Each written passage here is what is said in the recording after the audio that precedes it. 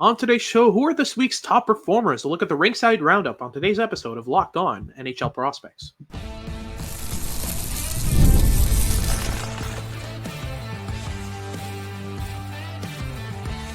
You are Locked On NHL Prospects, part of the Locked On Podcast Network. Your team every day. Hello and welcome back to Locked On NHL Prospects, part of the Locked On Podcast Network, your team every day. On this podcast, we break down everything prospects related for you 5 days a week, Monday to Friday. I'm Hattie Kalikesh, QMJHL and Crossover Scout for Elite Prospects, with Sebastian High, USHL and Crossover Scout for Elite Prospects. And on today's show, we'll be breaking down the Rinkside Roundup. We'll be looking at this week's top performers. We put out an article every week over on Elite Prospects that supports this podcast as well and helps us find something to talk about this week. So we've got 5 players to talk about today. We'll be talking about Denton Mateychuk and Seamus Casey in the first segment. Then we'll be talking about Noel Fransén in the second segment, and then Joey Willis and Jack Pridham in the third segment there. Before we get into any of that, though, today's episode is brought to you by FanDuel. Make every moment more. Right now, new customers can get up to $150 in bonus bets with any winning $5 moneyline bet. That's $150 if your team wins, so visit FanDuel.com/LockedOn to get started. If you're watching on YouTube, as usual, remember to like and subscribe. Let us know in the comments what you thought of the episode and what you want us to talk about next. And if you're listening on your favorite podcasting platform, please leave us a rating review and make sure to make us your first listen of the day. So let's get started right away here with Denton Mateychuk, former first-round pick of the Columbus Blue Jackets.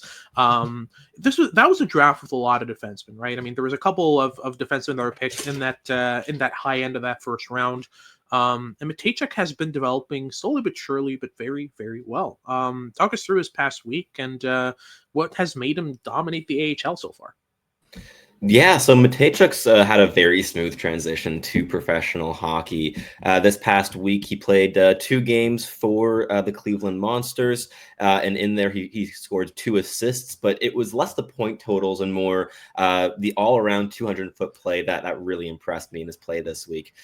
He's a very, very intense player, and we've seen this going back to his draft year as well. There's always been frequent offensive activations, but also always underlying like this high degree of motor and intensity and a desire to get involved on both sides of the puck. And he's a really good player at patrolling the neutral zone, forcing turnovers, really good layering of stick and body to just break down rushes before they really can get going. And he's done all that against pro competition despite only being 5'11" and 192 pounds. And a big part of the reason for that is his combination of high degree of anticipation as well as really, really good four-way mobility. He's not the most explosive of skaters, but he's very fluid and very adaptable in his movements.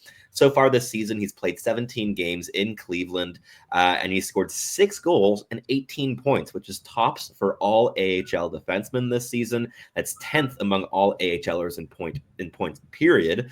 And he also, I believe, leads all defensemen in goals. So he's been very involved offensively, but it's been the all-around play that's been impressive. So a lot to like here for the early season returns with Denton Mateychuk.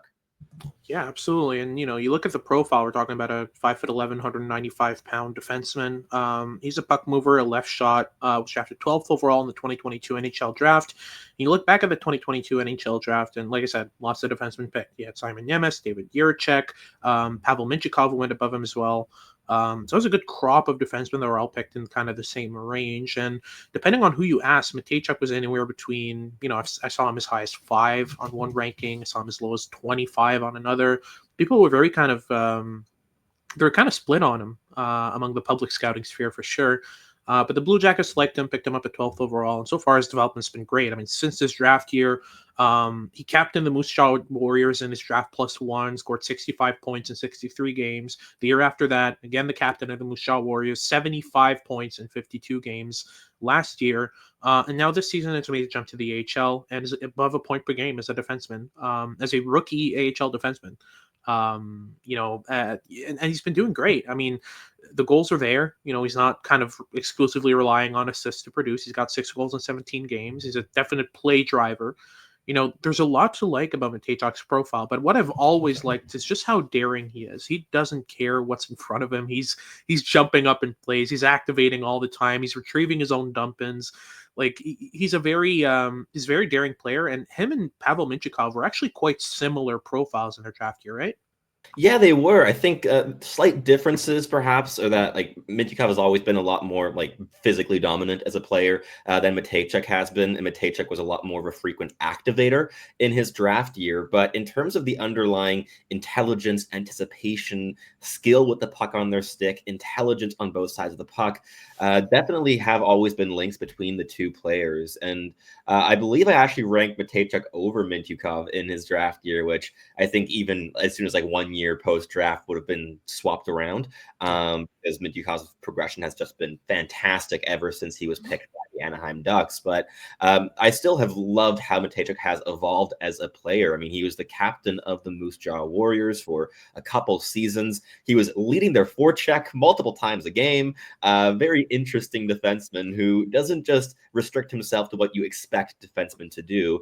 He tries to create advantages in any way he sees fit. So he's always been a bit of a unicorn player, and a lot of people had doubts about that in his draft year because he doesn't play a style that most NHL defensemen play, but he's very effective in his own right and in his own way. And so far, he's been progressing very, very well in that mold of style against pro competition, and definitely quelling some doubts that have been rising up for the past couple of seasons at this point.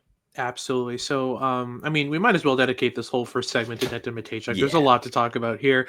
First and foremost, where do you think he goes in a redraft? If we're looking back at, I know it's, we're 2 years removed from that draft class, but I think that it's pretty interesting to see, given this progression, given how well he's translated to the AHL game, are we talking about a legitimate top 10 player in a redraft so far at this point? I think, given the names that are here, I think that's reasonable, right? Yeah, I think that's probably somewhere in the range. I mean, you definitely have the Slafkovskys, the Coolies, the Mintyukovs, the Hudsons in that top 10, top 5 range. But beyond that, I mean, you could make arguments for Mateychuk over even players like David JIRICEK, who's on the chopping block in Columbus right now. The player that was selected by the same team 6 spots ahead has struggled a little bit, and I still think is probably a player with a bit more like pure raw upside than Mateychuk at this stage. But Mateychuk has been a bit more consistent to this point in his young career. So I think in a redraft, he would probably go in the same range that a lot of people had him in his draft year, which is kind of that 8 to 15 range. That's, I think, still where he kind of falls. But what do you think on that? Yeah, I mean, I look at the names at the same time, Slafkovsky ahead, in my opinion. Simon Nemec probably ahead as well. Yeah. Logan Cooley definitely. Carter Gauthier could be in the conversation. But once you get outside of that, I mean, outside of, Lane Hudson and Frank Nazar, I don't really see many other contenders. So I think, around 8 is where I'm comfortable with him. But I'm biased. I'm a big fan of him and Mintyukov. Even though I had Mintyukov ahead in the 2022 NHL draft, I still think that Denton Mateychuk has so many really, really good qualities as a legitimate prospect from the blue line. But if we look at the pecking order in Columbus, I fully agree that at this stage, at least, he's outproduced and outperformed David JIRICEK, right? Like, I know JIRICEK's in a completely different situation where he was always going to be raw and was going to need a bit more of a bit more patience in his development. But at the same time, if you look at where they're at right now at this current stage, 2 years removed from the draft years, JIRICEK, yes, has been playing the AHL this whole time, and that's a lot harder than dominating the WHL like Mateychuk has done.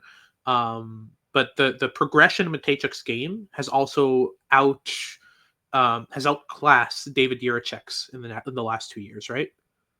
Yeah, I would agree with that. I think that he's definitely added more feathers to his hat than JIRICEK has since that draft year. He's diversified his game. He's adapted. He's progressed both as a leader. I mean, he was a captain for 2 seasons. I think that's also valuable experience. And beyond that, he was one of the main offensive drivers of his team, which is a luxury that David JIRICEK didn't even have in his draft year. He's been playing pro hockey going all the way back to his like 16, 17-year-old season. So with Mateychuk, he had the ability to dominate, to just really produce offense, lead rushes, and play in combination with other really skilled, intelligent players, right? I mean, guys like Jagger Firkus and Braden Yeager are some fantastic WHLers, and you get to play a lot with them in combination and often seem almost like a third forward while combining with those two players. So certainly a skilled guy that I think is understandably a valuable asset in Columbus's system, and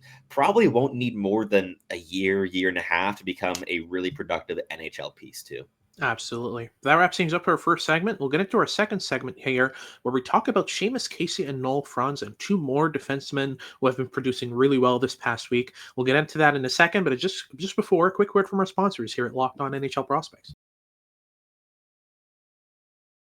Quick PSA to anyone who rents. If you haven't heard of Built, you're about to thank me. Earning points on rent is now a reality when you pay your rent through Built Rewards. You don't even have to check with your landlord to start earning points right away that you can use towards flights, hotel stays, fitness classes, and even your next rent payment. Let me break it down for you. There's no cost to join Built, and as a member, you'll earn valuable points on rent and on your everyday spending. Built points can be transferred to your favorite hotels and airlines, and even the ones you haven't heard of. There are over 500 airlines and over 700,000 hotels and properties around the world that you can redeem your Built points towards. So start earning points on rent you're already paying by going to joinbuilt.com/lockedonnhl. That's joinbilt.com/lockedonnhl. Make sure to use our URL so they know we sent you. Joinbuilt.com/lockedonnhl to start earning points on your next rent payments today. If you're looking to buy cheap tickets last minute to any event, Game Time is the best place to secure them. Game Time is safe, secure, incredibly easy to use, and they are obsessed with saving you money. They've got deals every single step of the way to make sure you get the best price for your tickets every time. Last minute deals, zone deals, flash deals, you name it. They also have the Game Time guarantee that makes sure you always get the best price. And they now also have the all-in pricing toggle in the app, which you can toggle in order to see exactly the price of your ticket after fees, after taxes, so you know exactly what you're paying for, and you can make the best decision for your wallet. So take the guesswork out of buying tickets with Game Time. Download the Game Time app, create an account, and use code LOCKEDONNHL for $20 off your first purchase. Terms apply, but again, super simple. You just create an account and use code LOCKEDONNHL for $20 off. So download Game Time today. Last minute tickets, lowest price, guaranteed.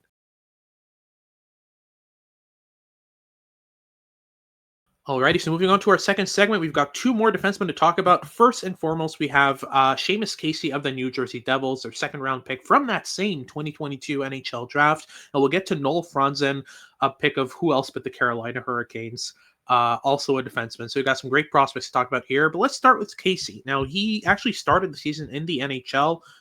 Raised a couple of eyebrows with that immediate ascension to the NHL. At some point, it seemed like he was even outplaying Simon Nemec early in that year, but slowly but surely, the production came back to earth, and he was sent back to the AHL. But he's been doing really good so far in the AHL, in the New Jersey Devil system, right?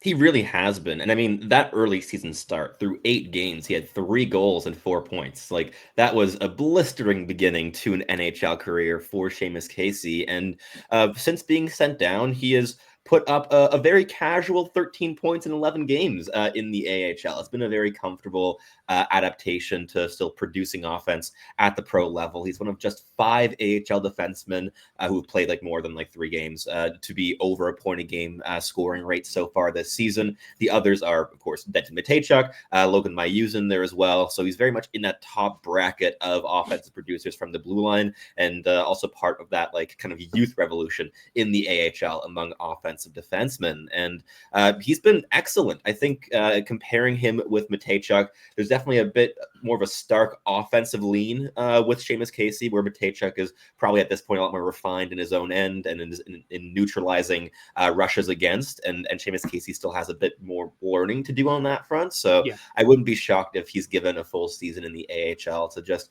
round out his game, keep producing offense, but also really learn those off-puck habits in the defensive zone, and just learn to maybe layer stick and body a bit more effectively as well, because to compensate for his 5'10" and 181 pound frame. Like, he's relatively undersized, but he's a really good skater as a right shot defenseman. There's a lot to like here, right? Yeah, absolutely. I've actually found him relatively physical for his size. I mean, surprisingly so. The leverage mechanics are really good, right? Yeah, and he's aggressive as well. He's not afraid of jumping up on puck carriers, kind of trying to truck through them, get his shoulder through their body, that kind of stuff. It's not perfect, but he at least tries and has the aggression and the mechanics to do it. It's just a matter of working on the timing. And like you said, layering stick and body is a very useful thing when you're a defenseman. And he doesn't really do that all that much. It's either or most of the time, but learning to use those in conjunction, kind of like Pavel Mintyukov does really well. Studying his tape would be very, very good for Casey's game. He's a great defenseman. Offensively, he has a lot of gifted skill. He moves the puck incredibly well from the blue line. Very, very comfortable skater. Often makes plays in motion. I like a lot of what I've seen from Casey over the years. So I think the Devils have a gem there. It's just a matter of kind of refining his skill set, and he's already shown that he can produce at the NHL level. The question is, can he defend? Can he control play inside structure well at the NHL level? So that'll be an interesting development for Seamus Casey. But let's move on to Noel Fransén. Again, a late round pick from the Carolina Hurricanes, performing incredibly well so far within his league. He's been playing in the SHL so far this year, right? Hockey Allsvenskan, and he's been playing big minutes there as well. He's been averaging over 20 a night. His ice time is just continuously growing, and he's really gaining the trust of his coaches in Västerås. And he's been fantastic. I mean, 20 games played, 2 goals, 13 points, playing really up that lineup, and even scored an OT winner just this past week with just 2 or 3 seconds left on the overtime clock. He came down in an odd man rush, took his time, was very composed and patient, and just fired it under the blocker far side. It was a really nice finishing touch. But what impressed me the most there was the level of composure he had. I mean, most defensemen activating up with less than 10 seconds left in overtime would rush to get a shot off, but Fransén noticed how much space he had available to him. He knew what the timer was on the clock, and he took exactly what was given to him. He didn't rush himself. He didn't go too slowly either. Really nice understanding of the pace of play and what was available to him in that situation. But he's been really strong in leveraging his mobility also on the defensive side of things, which is a really important thing, especially after last season, where the offensive play, the puck skills, the creativity were always very clear in our viewings. What was a bit more come and go were those defensive habits, was that ability to the rush defending. I thought was always pretty solid, but the cycle defending was really come and go. The puck watching was a bit of an issue, but that hasn't really been a problem in my viewing so far this season against pro competition. There's been a lot to like with this player. But what do you think made Carolina take the swing on him there in the third round at 69th overall? I think the mobility is really kind of the cornerstone of his game, right? And that's the case for most Swedish defensemen. I don't think I don't know what they put in the water there, but it's absolutely ridiculous how many strong skating Swedish defensemen we see coming out of there. Even the 6'7", 6'8" kinds, like Gabriel Eliasson. As much as I don't like the rest of his game, he's a phenomenal skater for his size, right? So that's kind of the one constant with Swedish G's. But what I've really liked about Fransén is his ability to make plays in motion and make plays quickly, connect plays incredibly well in transition. And he's just constantly activating, constantly engaged. There's just a lot to like in terms of the way that he approaches the game. He's sure he wasn't really the most poised defenseman in this draft year. I think that, sometimes he could panic under pressure and kind of throw away pucks, but he's added layers to that in the last year, and I think that's really interesting.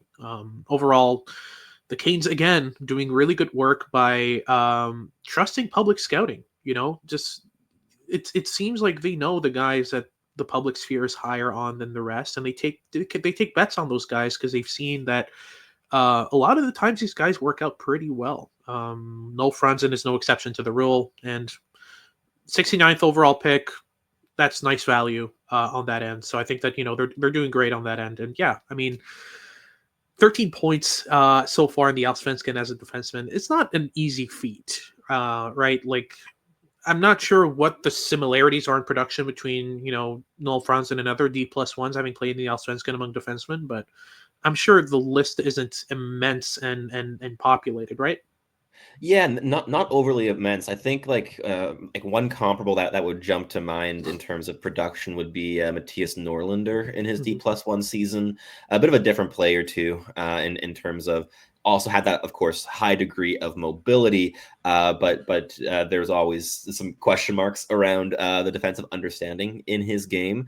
But yeah, like overall, it's definitely not an easy league to produce massive amounts of points in, especially from the blue line as a D+1. So certainly impressive what Fransén has done so far this season. And just looking it up right now in terms of all time like production for D+1s.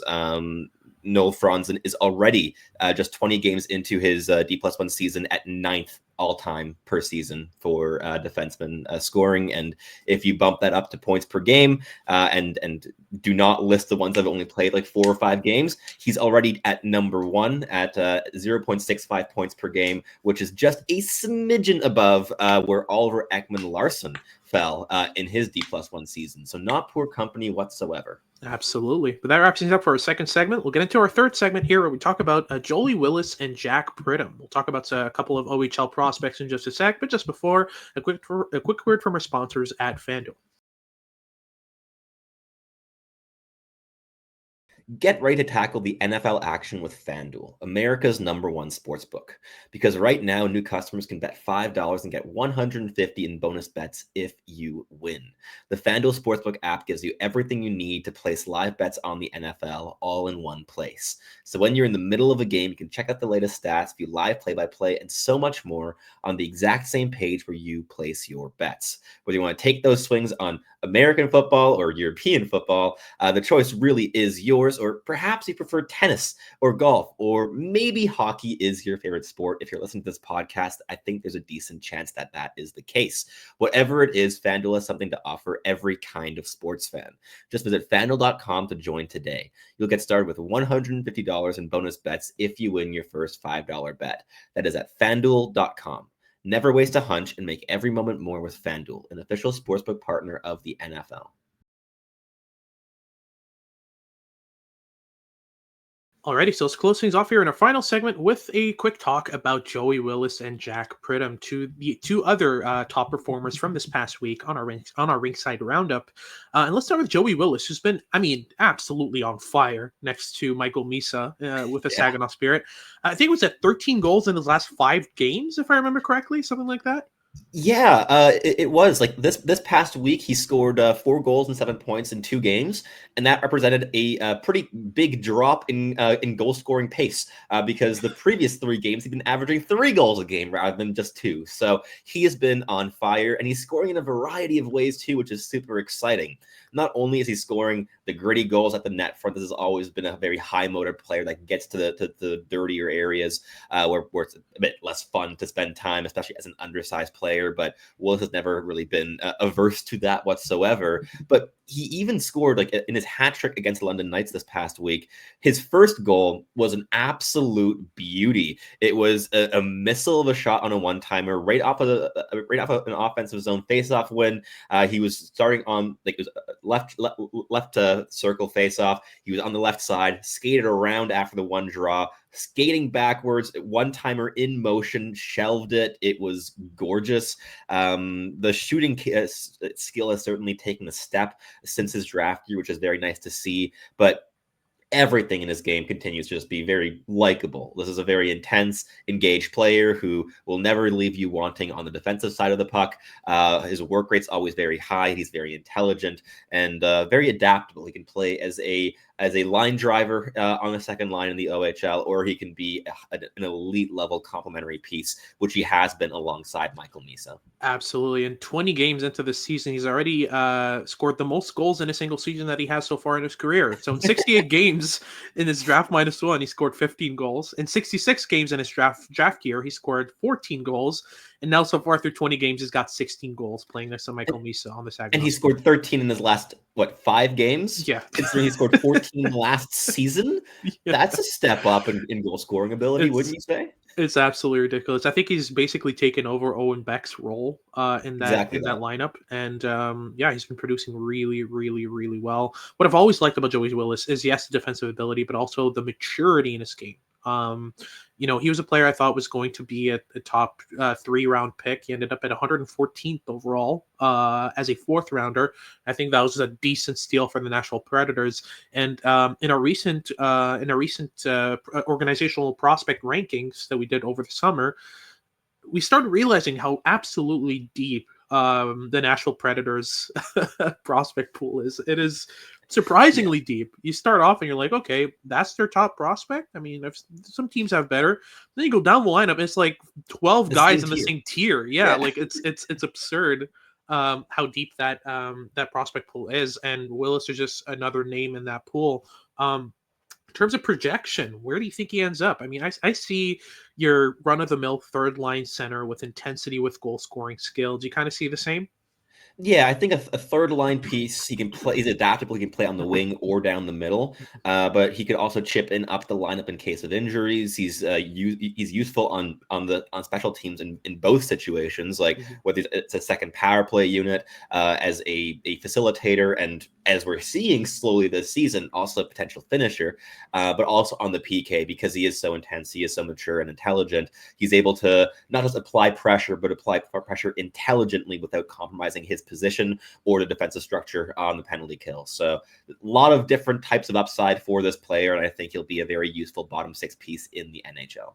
Perfect. Yes. And let's move on to Jack Pridham. When we recently made the move from the BCHL to the OHL with the Kitchener Rangers. He's a Blackhawks prospect. He was picked, I believe, in the 3rd round. I want to say 3rd round in the 2024 NHL draft. It was.